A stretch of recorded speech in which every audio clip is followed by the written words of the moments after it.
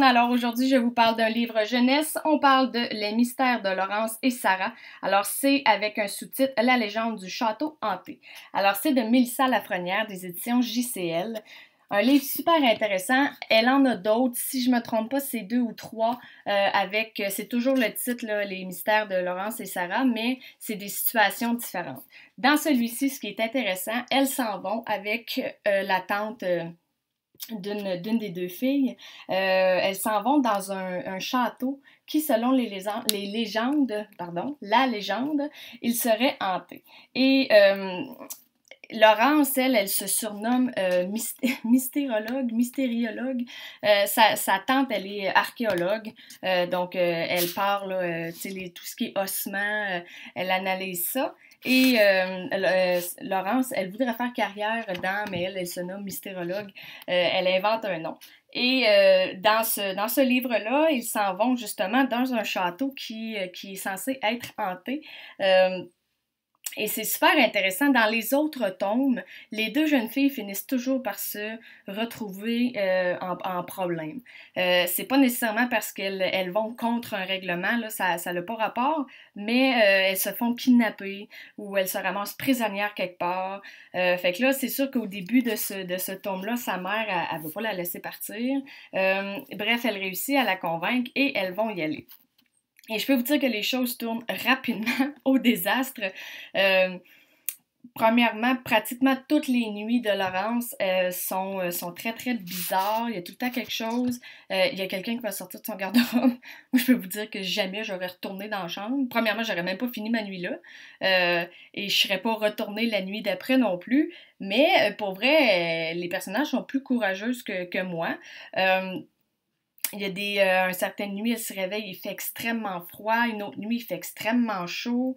À un certain moment donné, ils vont parler du décès de quelqu'un de la famille. Et le lendemain, toutes les horloges sont arrêtées à ce temps-là. Et là, on se dit, mais qu'est-ce qui se passe? Sa copine, Sarah, elle voudrait être comme enquêteur. Alors là, elle écoute beaucoup, beaucoup des séries là-dessus. Elle a une réflexion, même si elle n'a pas d'études là-dedans. Et du début, elle dit, moi, je pense qu'il y a quelqu'un qui niaise. Je pense qu'il y a quelqu'un, elle essaie d'analyser quand il y a une situation qui arrive. Est-ce que tout le monde était là? Est-ce qu'il y a quelqu'un qui est arrivé plus tard? Elle les regarde. Et à un certain moment donné, ils ont trouvé des squelettes, bien évidemment. Mais ils vont en trouver d'autres.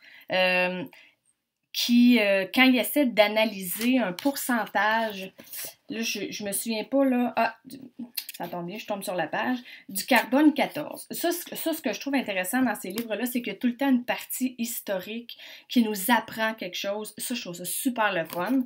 Et selon la quantité de carbone 14 dans les eaux, on saurait depuis combien de temps quelqu'un est décédé. Mais ça doit faire plus qu'un certain nombre d'années.